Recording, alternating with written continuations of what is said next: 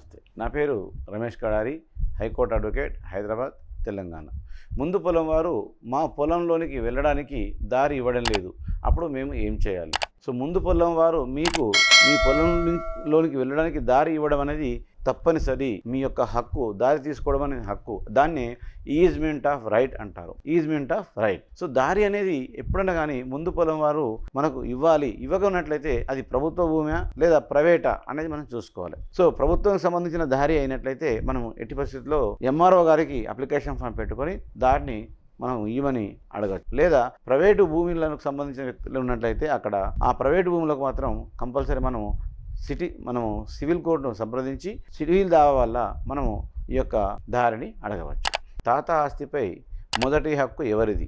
భార్యదా, కొడుకుదా, కూతురుదా, మనుమడిదా, మన్వరాలిదా?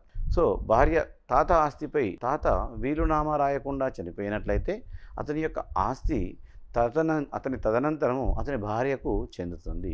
దాంతోపాటు అతని యొక్క కొడుకుకి మరియు కూతురికి కూడా సమాన వాటాలు, అనగా 3 వాటాలుగా అవుతాయి. అంటే ఒకవేళ 2 కొడుకులు ఉంటే 2 కొడుకులు, 1 కూతురు, 3 వాటాలు ప్లస్ అతని యొక్క భార్య 4 వాటాలుగా అవుతుంది. తర్వాత వారి యొక్క సంతానము, అనగా కొడుకు యొక్క సంతానము, వారి యొక్క సంతానము వీరి తర్వాత వారికి చెందుతుంది. అంతేగాని డైరెక్ట్గా తాత ఆస్తి మన్మడికి చెందడం అనేది ఉండదు. తాత ఆస్తికి మొదట వారసులు ఎవరు అన్నదానికి సమాధానం భార్య, కొడుకు, కూతురు సమాధానం అవుతుంది. పెళ్ళైన ఆడపిల్లలకి ఆస్తిలో వాటా ఉంటుందా?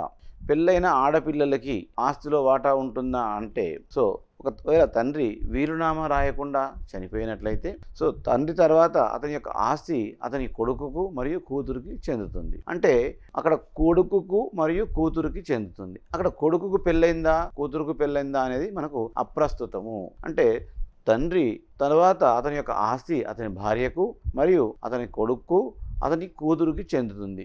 పెళ్ళి అయినా పెళ్ళి కాకపోయినా వారికి ఆస్తి చెందే అవకాశం ఉంటుంది. ఒకవేళ వీలునామా రాసినట్లయితే అతని యొక్క తండ్రి స్వార్జిత ఆస్తి మాత్రము ఎవరికి వీలునామా రాస్తే వారికే చెందుతుంది.